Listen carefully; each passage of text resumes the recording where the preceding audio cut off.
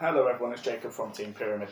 So, with the recent announcements, it seems that the lockdown and scheduled plays for Yu-Gi-Oh is actually coming back. So, what I wanted to do today is show you what I will be carrying with me when I go to tournaments or locals. Generally, just what I take with me, and what I will be taking a little bit extra due to the new rules. So, obviously, everyone knows they're classic bags. They're a classic Yu-Gi-Oh bag. So I like ones with multiple pockets, just easier that way. So let's get into the main body of this thing. So, deodorant. The reason why I carry deodorant is because it gets hot, it gets smelly, and I don't want to be the person sitting there stinking. Then, my wallet. So the reason why I carry my wallet is, like you all guys know, there's entry fees, whether it's regionals, a YCS, or even your locals, there's still an entry fee. So your locals is generally the cheaper one, but make sure you have your wallet with you. Then your deck box, because otherwise you're not playing if you don't have your deck with you. There is multiple different types of deck boxes. Here's a few, for example. I prefer the Ultimate Guard version of deck boxes. I just like the way they feel, the colours. There's obviously the flipping trays.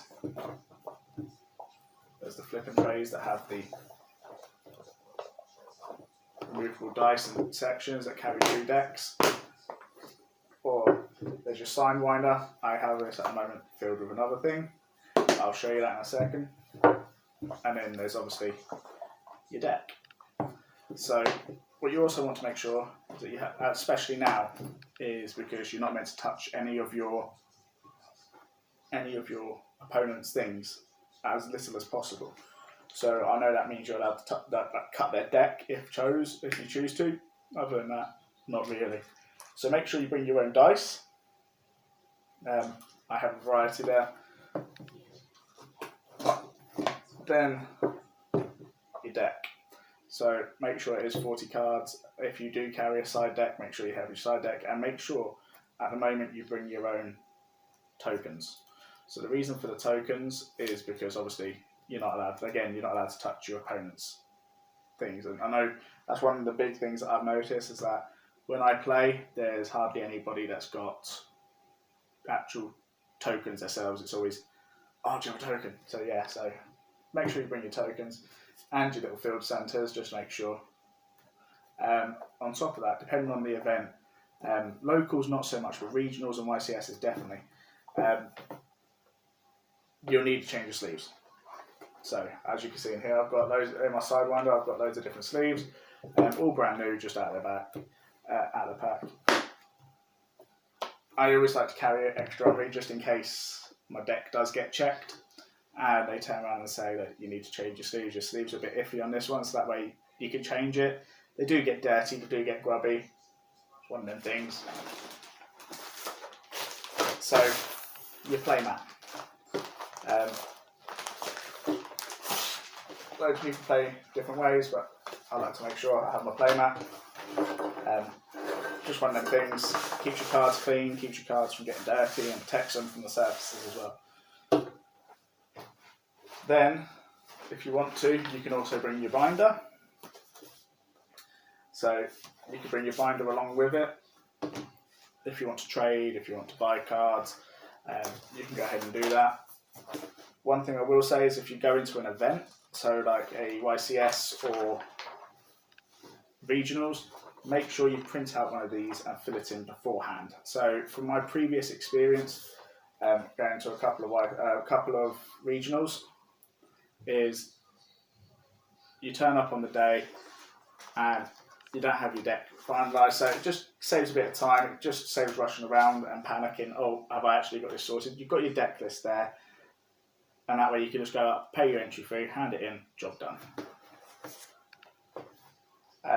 Then moving on to some of the other things we have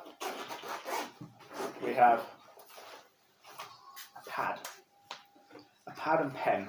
So the reason for this is because anyone that's been to a regionals or YCS, they'll know themselves that people use their life points on their phones, but if there's ever any queries, pad and pen wins all the time. You tracking your life points, you're tracking your opponents, just helps you that way, keeps yourself right. And if there's ever any judge calls, then you've got all the information there and then.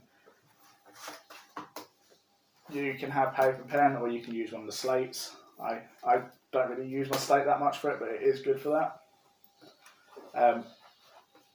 Battery bank, everyone uses their phone just in between rounds, or talking to your mates. Everyone uses their phones. You don't want to be caught. You don't want to have speak to some person on your phone 1 minute and the next thing you know it dies. Silly thing, I know, but I always carry one on me. Another important thing is your Cossack ID card. So, mate, if you don't know your number, always carry your card with you.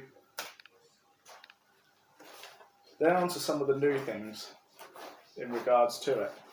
So some of the new rules is hand sanitizer. You should be doing this anyway. We're in a room full of a bunch of adults sweating, going to the loo. You don't know if they've washed their hands or not. Hand sanitizer, make sure you use it. Just good hygiene. And obviously they're now saying you might have to wear face masks if the tournament or the store provider tells you to. These are just a few versions of it. There are different types, but these are the ones that I'll be using. And then water. You're in the middle of a game, your voice starts to go. You don't want to get, from where you've been talking too much, you don't want to get to the point that someone goes, oh, well, he never said that, or I couldn't hear him. Take water with you, it just keeps you hydrated. Like I said, it's a warm room, it's a hot place. And then the bag itself, obviously. So as you can see, it is quite a lot you have to take with you. Most of it's pretty self-explanatory, but I just thought I'd do a quick little video just to let you guys know personally what I'll be taking. And I hope it helps. If it doesn't help, let me know. If you guys want to see more of these sort of videos, please let me know in the comments below. As always, if you like the video, hit the thumbs up and the subscribe button. If you didn't, let me know in the comments below what you didn't like about it.